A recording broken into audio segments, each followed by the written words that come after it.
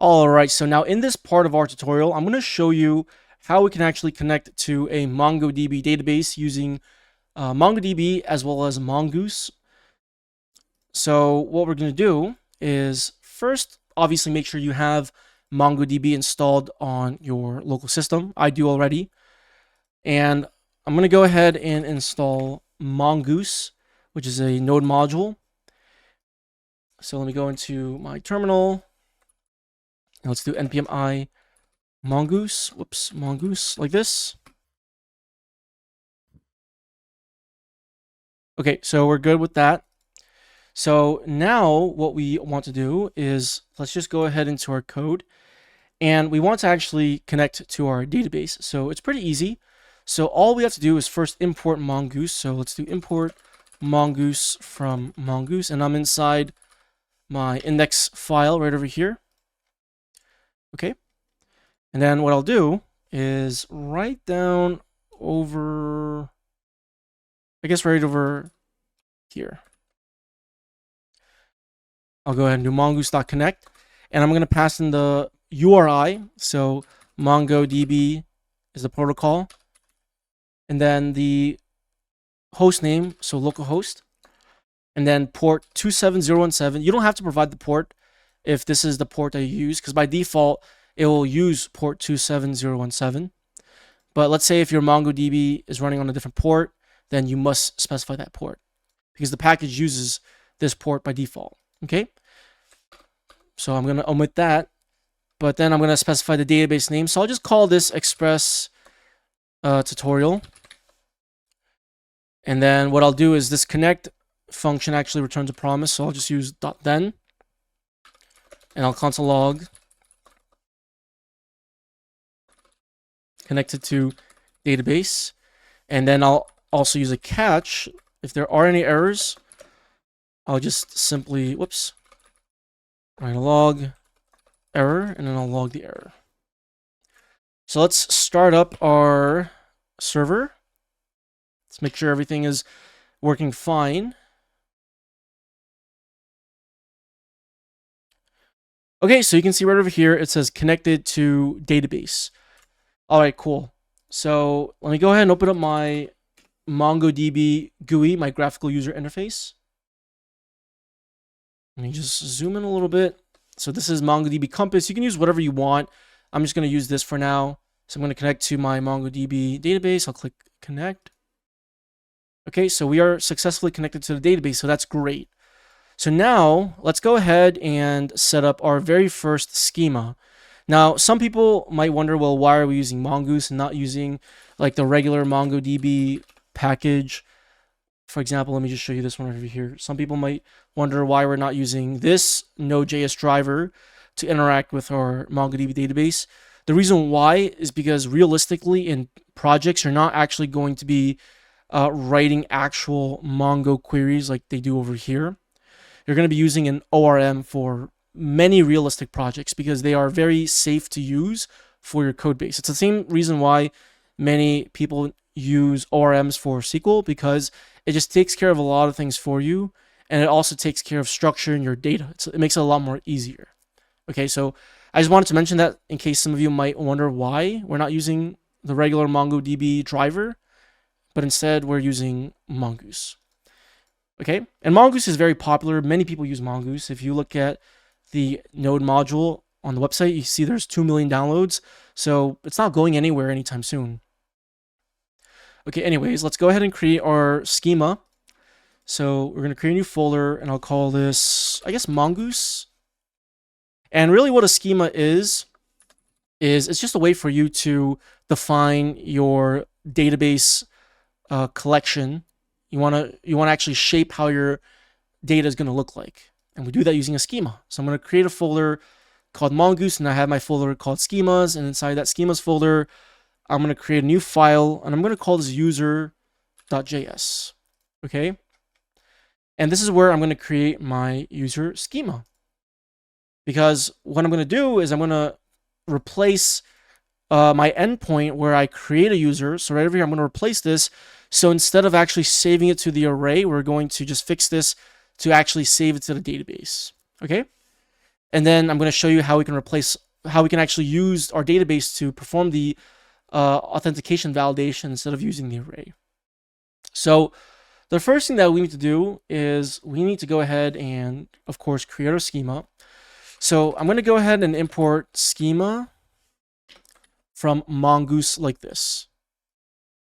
And then I'm going to go ahead and create a variable. I'll call this user schema equals new schema, just like that. And over here, we can define our fields. So what does our user look like? So we have a username, a display name, and a password. So let's set up the username field. And we need to specify the data type. Okay, now obviously we're using JavaScript, so there's no data types in JavaScript, or there's no explicit typings in JavaScript is what I meant to say, not data types. There's no explicit typings that we can set to this username field. So there's one thing that we can use. So let me actually do this import mongoose. Let me actually do this instead. Let me import mongoose and do mongoose.schema instead. And then to set the field for username, so to basically tell Mongoose what data type this is, we're going to use mongoose.schema.types. And here we can reference which data type we want to define our username as. So our username is going to be a string, so I'm going to define it as a string like this. And then we're going to set the display name, same exact thing. Oh, whoops, this should be comma, sorry about that. And then the last thing was password. Okay, let's do that, password. Okay, great. Now, additionally, let's say some of your fields might be required. So what you can do is, instead of assigning this type to your field, you can actually assign an object to that field, and then you can specify type, the field type on that object, and set it to that mongoose.schema.types.string. And then you can set this field called required, like this, and set it true, like that. So I'll do the same thing for our password as well. Let me just go ahead and I'll just copy and paste this. Okay. Another thing that we can do is for our username, we can mark this field as unique by simply just using this unique field and set this to true. So that way, if there is already an existing user document in the user collection that has this username, let's say Anson, and if we try to save another document to the user's collection with username set to Anson, it's going to throw an error. Okay, so hopefully that makes sense. Okay, so we're pretty much done with our schema. This is a pretty simple schema. So now what we need to actually do after we create this schema instance is we need to actually compile it into a model. And that's actually pretty easy. So what I can do is I can create a variable. I'll call this user. And then we just need to reference mongoose. And then we just call model. And then we need to give a name. So I'm going to call this user. And you pass in the schema. So user schema like this. Okay. And you use this model to actually perform operations for that user collection for the database. So if you want to search for a user, you would reference this user model and you would call this find one method like that. Okay, but let's go ahead and just export this model. So we're pretty much done with our schema and our model. All right, so now we can go ahead and save data to a database, save a user to a database, and we'll go ahead into our user endpoint. So I already have one set up right over here already. And you can see I'm inside my user router right over here. So I'm going to just reuse this endpoint. But I would encourage you, if you are not using routers, I would encourage you to do so. But if you don't have it set up, just create your own /API/user endpoint or whatever endpoint you want to create the user. I'm going to remove all of this stuff right over here. And I'm also going to just remove this validation check because I don't want to combine too much stuff, because I know some of you may have not watched the previous parts of this tutorial, and I want to make sure you at least understand the purpose of what we're trying to do instead of just adding all of these dependencies on top of it. But if you have been following along, then I encourage you to perform the validation check yourself, so that way it's better practice for you. Okay? But we're going to pretty much start as if we're doing it from scratch, so don't worry. So what we want to do is we're going to send a post request to this endpoint, and we're going to send the username, password, and the display name. Okay. So const body, we're going to destructure the request body from the request object. And since we're not doing validation right now, I'm just going to assume that the validation has happened. So that means that I'm going to assume that the request body is correct. But of course, like I said, you want to always make sure you are validating everything. Okay. But we'll assume, just for tutorial purposes, we'll assume that the request body is valid. And then what I'll do is I'll just go ahead and do this. I need to first import that. Let me remove that. I need to first import that user model. So import user. Import user from Mongoose schemas user. Okay. So I just imported the user model. And then what I need to do is I need to create an instance of that user model. It's very easy. All we do is first declare a variable. I'll call this new user equals new user, like this. And then this constructor, the user constructor, I can pass in the object, the body object, which contains all the fields that we want to save to the database for the user. So once I do that, I need to then actually save that user to the database. So what I'll do is I will do this declare variable called saved user. Now to save the user to the database, we just simply call the save method on this new user variable because that's the user instance. But this method is asynchronous, so we need to make sure we are using await behind this new user.save call. But of course, to do that, we need to add the async keyword in front of our callback function. Okay. And then let's also make sure we are handling errors accordingly. So what I'll do is this. I'm going to go ahead and since this function can likely throw an error, I'm going to wrap it inside the try catch like this. Because this is just creating the instance. It's not going to throw an error. I don't think the constructor will actually error out. It's only when you try to save, then MongoDB could fail to save the user, maybe because the username that we're trying to save for that new user already exists in the entire user collection. So it could error out. So first, if there are no errors at all and we're good, then I'll just return a response. So let's set the status code to be 201. Whoops, it's response.status 201, and then send back the new user like this. And if an error does happen, I'll just log the error and I'll just send back a status code of 400, which just means bad request. Oh, whoops, should be return. Misspelled that. Okay, let's test this out. Let's go into Thunder Client. Let's make a post request to our user's endpoint. Okay. And let's pass in the username, Anson, password. Let's do hello123, and then display name. Click send. Is our server up? Oh, well, I forgot to name this user.mjs, not user.js. So let me rename that. And I guess I will click yes to update the import. So inside my routes file, yep. Yeah, so the problem was that I needed to actually add user.mjs here as well. Okay. All right, so now our server should be up and running. Click send. Okay, and now you can see the data was saved to the database. Let's go into MongoDB Compass. Let's refresh. See how the Express tutorial database appears over here, and we have our users collection. And I can now see my user in the users collection. So that's wonderful. And watch what happens if I try to click send again. It's going to say bad request, and the reason why is because you can see over here it complains about a duplicate key error, and that's because I marked the username as a unique field. Okay, so if we try to save that same username to the database, again, it's going to throw an error. So hopefully that makes sense. Now, additionally, what I'm going to do, and this is really just for the people who are, in fact, wanting to validate their schemas, I will add the schema check right now.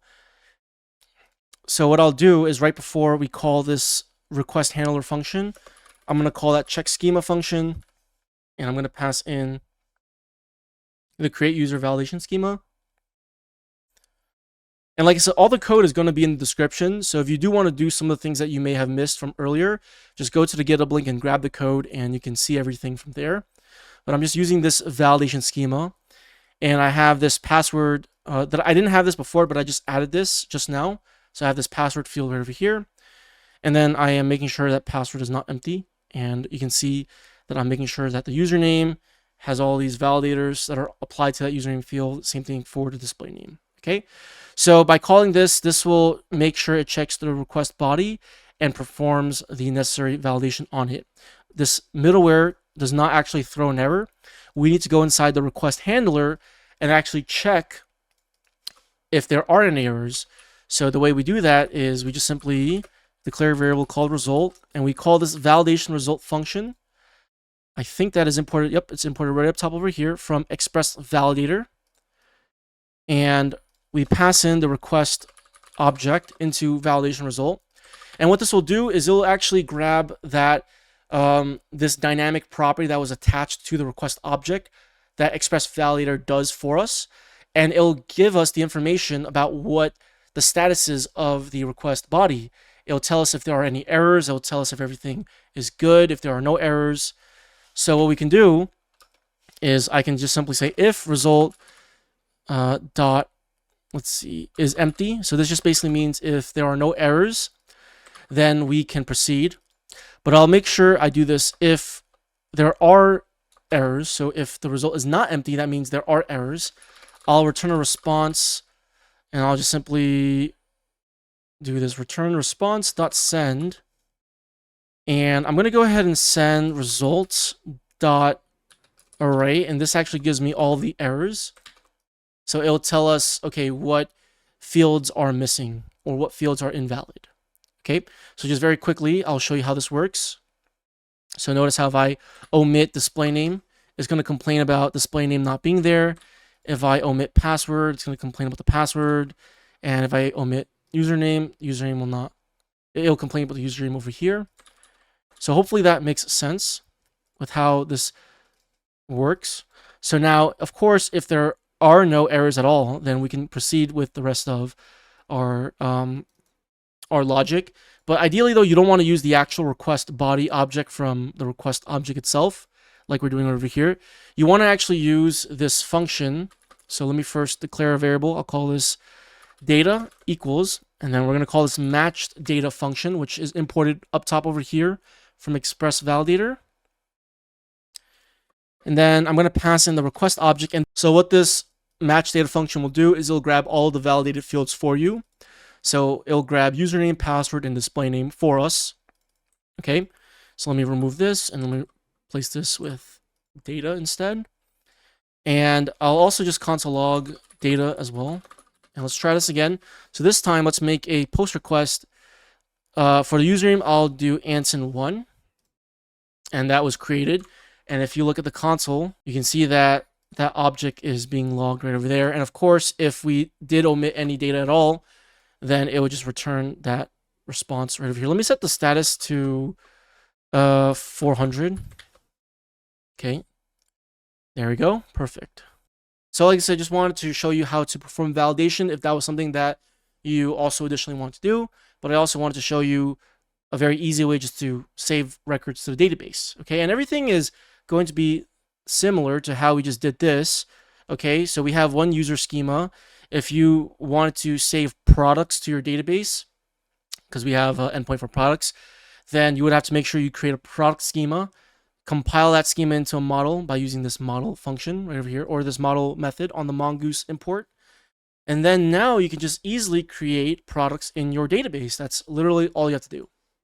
All right, so now in the previous parts of the tutorial where we covered authentication with Passport, I was actually using users that were in an array. And what I want to do is I want to go back to the authentication part, and I want to show you how we can replace all this stuff with using the actual database itself. Because I know many of you want to actually see an example of how to do that.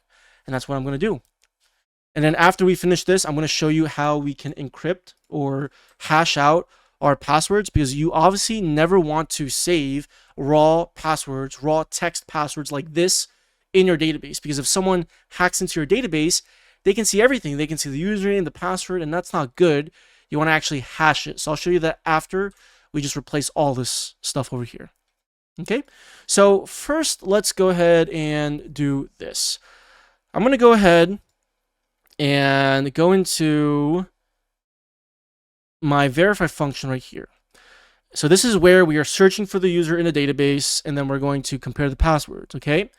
So I'm going to pretty much just remove this mock user.find, and let me just remove all this. Okay, remove all this. So we need to first import the user model from our user.mjs file inside the schemas folder. And then we need to search for the user. So I will show you how to do that. So const find user equals. So first we need to make sure we reference the user model, and we're going to call this find one method. And this is where we need to actually specify a filter. So you're going to pass in an object, and you're going to specify what you want to search the user by. So in this case, we're searching the user by the username. So I'm going to set username like this. Okay. Since the username argument is the same as the username field, I don't have to do this like username : username. I can just do username like that.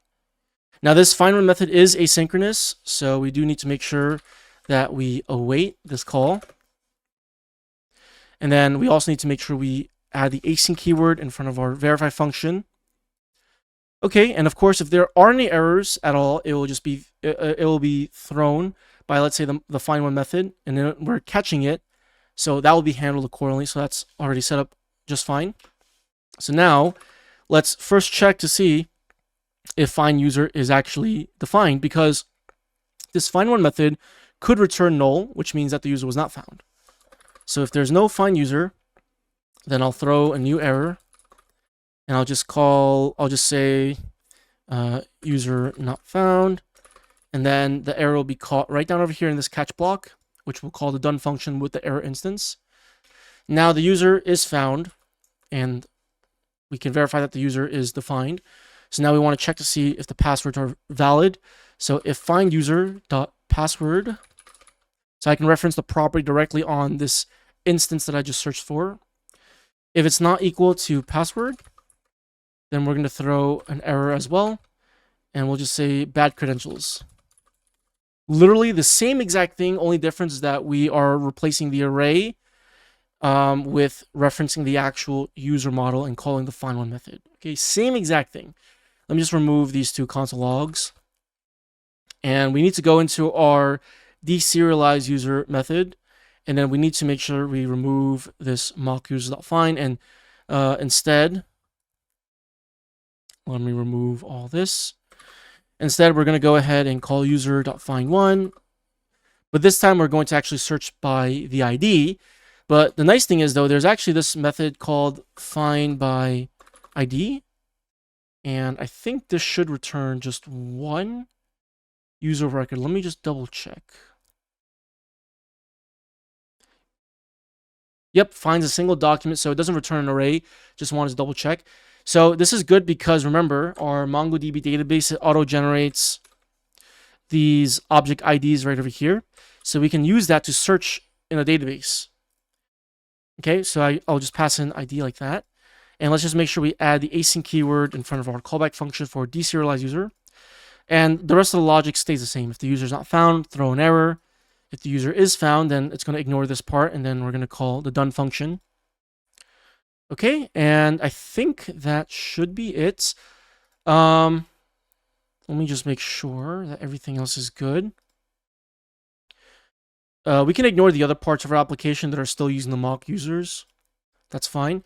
Okay, so let's test out our login and logout feature using the actual database to search for the user and see what happens. So we have two users. We have Anson and we have our password set to hello123 for that.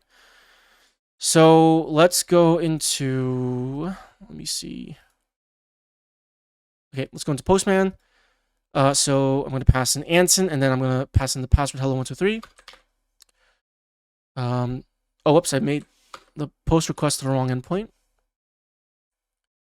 Okay, so it's still processing. I wonder what's going on. Let's see. Let me restart my server. Let's try again. Okay, so for some reason it's still processing. I think I may have forgotten something. Let's see. Find by ID. Oh yeah, that's right. I forgot to call the done function down here. Silly me. So let's just pass in null for the error and pass in the user. My apologies. Click send. Okay, so we are logged in. Let's verify that we're logged in by making a call to the status endpoint.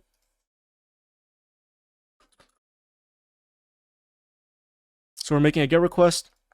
So I am logged in, and you can see now my actual ID that's in the database is right there. Okay, and I have my username, my display name, my password, all that stuff that's from the database. Okay, so we are able to log in using records that are in the database. So hopefully that makes sense.